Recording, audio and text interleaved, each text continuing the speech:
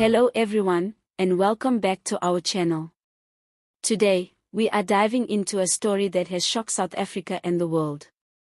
Nelson Mandela's grandson, Nkosi Mandla Mandela, has been kidnapped by Israeli forces while aboard a humanitarian flotilla heading to Gaza. This incident has sparked outrage, condemnation, and intense discussions about international law, human rights, and the ongoing crisis in Gaza. The mission in question is called the Global Sumud Flotilla, GSF, a coalition of vessels carrying aid to Gaza.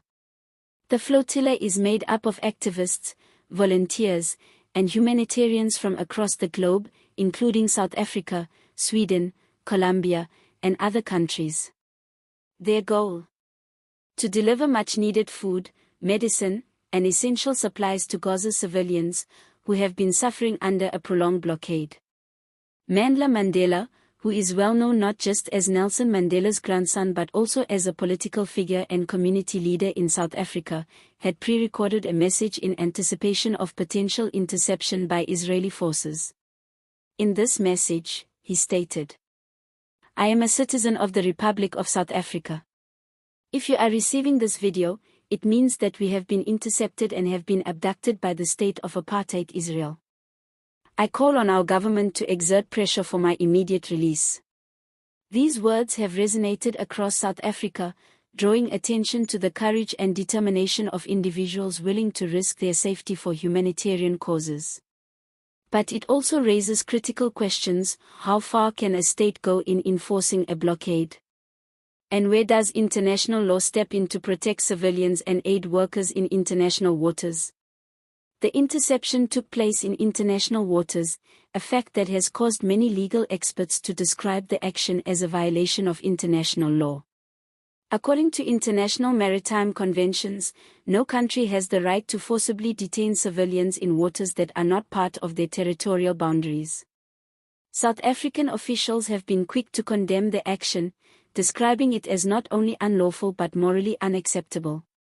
President Cyril Ramaphosa has publicly called for the immediate release of Mandla Mandela and all other detained activists, emphasizing South Africa's long-standing support for Palestinian human rights.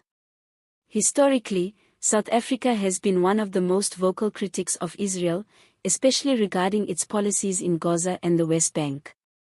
In 2023, South Africa took Israel to the International Court of Justice, ICJ, accusing it of genocide against Palestinians, which is a serious claim under international law.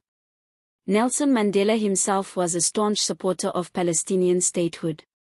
He viewed the struggle of Palestinians as reminiscent of South Africa's own fight against apartheid.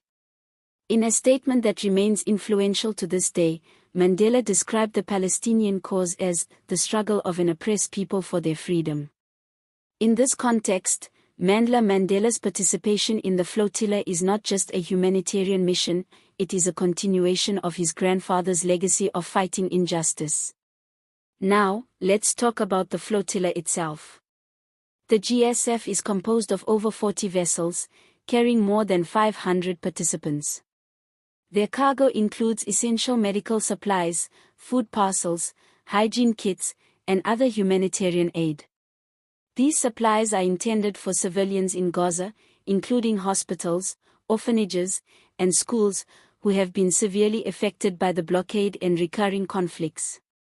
Organizers stress that the mission is purely humanitarian, with no political agenda beyond ensuring aid reaches those in need. Israel, however, has defended its actions.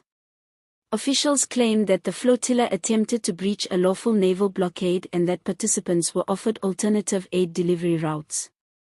Israel describes the mission as provocative, arguing that it could escalate tensions in an already volatile region.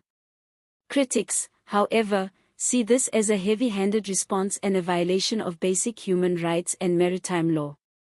The kidnapping has drawn reactions not only from South Africa but from across the globe. Turkey, Colombia, and several European nations have called for respect of international maritime laws and the immediate release of all detained activists. Human rights organizations, including Amnesty International and Human Rights Watch, have also condemned the interception, calling it an act that undermines humanitarian principles. In South Africa, the news has ignited debates in Parliament, on social media, and in communities across the country. Citizens are questioning whether their government will do enough to protect Mandla Mandela and the other activists. Some critics argue that South Africa needs to take stronger diplomatic action, while others call for a more cautious approach to avoid escalating tensions with Israel. It's also worth noting the symbolic significance of this event. Mandla Mandela represents not only a political legacy but also a moral one. The image of the grandson of the man who helped end apartheid being detained while delivering aid is a powerful reminder of how history, politics, and humanitarian work intersect. Many commentators are drawing parallels between South Africa's struggle against apartheid and the plight of Palestinians under blockade, emphasizing the moral imperative to act. Now, while this is a serious and complex issue, let's take a moment to consider the human element. Imagine the anxiety of being aboard a boat, surrounded by armed forces, far from your home country, and uncertain of your fate. Mandla Mandela's pre-recorded message highlights this tension perfectly, giving us a glimpse into the courage it takes to stand up for humanitarian causes in the face of danger. As the situation develops, the key questions remain. Will Israel release Mandla Mandela and the other civilians without further incident? How will the South African government respond diplomatically? What impact will this have on international efforts to deliver aid to Gaza? The next few days will likely see a flurry of diplomatic activity, with South African officials, international organizations, and human rights groups all working to ensure a peaceful resolution. Whatever happens, this incident has already sparked a global conversation about the rights of activists, the responsibilities of states, and the ongoing humanitarian crisis in Gaza. So, what does this mean for ordinary South Africans? It's a reminder that the world is interconnected, and that events thousands of kilometers away can resonate deeply at home.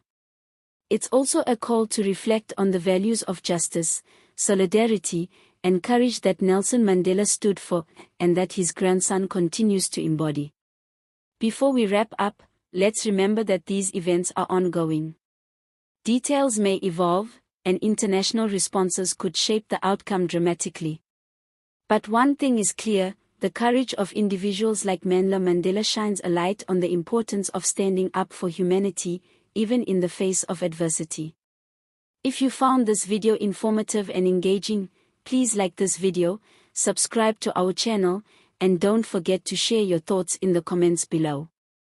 We want to hear what you think about Mandla Mandela's mission, the interception, and the broader implications for international law and humanitarian aid. Thank you so much for tuning in. Stay informed, stay thoughtful, and we'll see you next time.